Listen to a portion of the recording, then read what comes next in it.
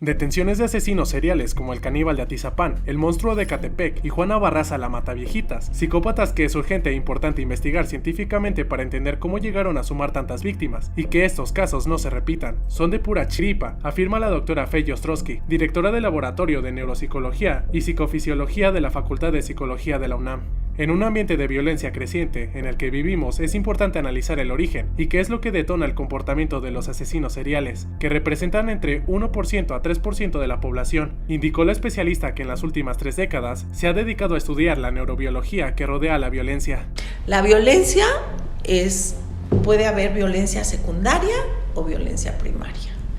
Y la violencia secundaria, que es una agresión hipertrofiada, que no tiene la intención de supervivencia, es una agresión que tiene la intención de causarle un daño físico, psicológico a alguien, a ti mismo o a los demás. La violencia se aprende. La agresión la heredamos. Es un sistema biológico que tenemos para sobrevivir como especie.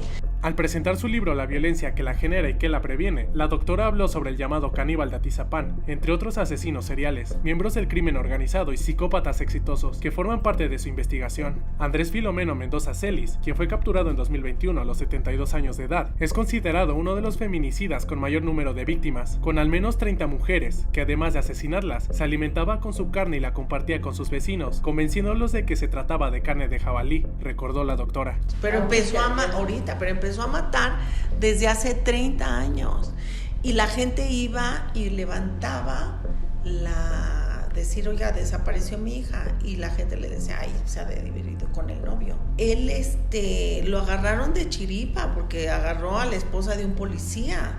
Si no, no lo hubieran agarrado, porque quién puede la esposa desapareció porque él le vendía partes de celulares, y entonces la agarraron caminando el policía dijo, ¿dónde está mi esposa? Dejó a mis 2 hijas chiquitas, y con cámaras la siguió.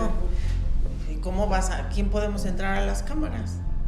Pero si no, seguiría matando, No me dijo por qué lo hacía, pero es que dentro de lo que yo investigué y de los estudios que hice, él piensa que las mujeres eran animales y los animales son para comer. Entonces hay un rasgo de deshumanización y cosificación de la mujer. Y estos rasgos hacen que, si son animales, y además él las usaba para tener satisfacción sexual, pero solo la tenía si las dormía con cloroformo y cuando las tenía, que él tenía el poder sobre eso. No es una relación íntima de satisfacción, de intimidad, era un objeto, y ya después me los como. Les quitaba la piel y la cabellera y las manos, y además hacía sus bistecs y les sacaba el corazón también.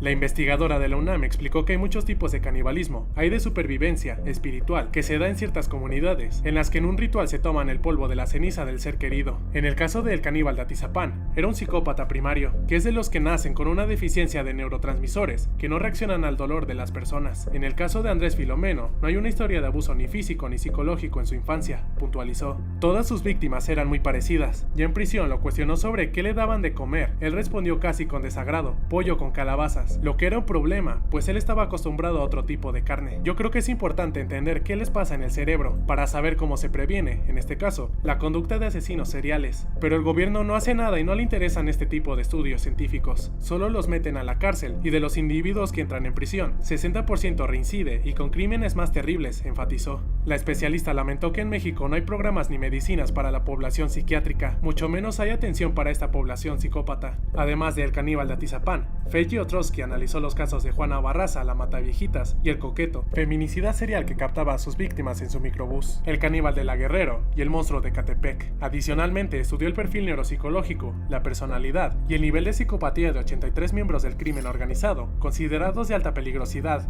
recluidos en penales federales.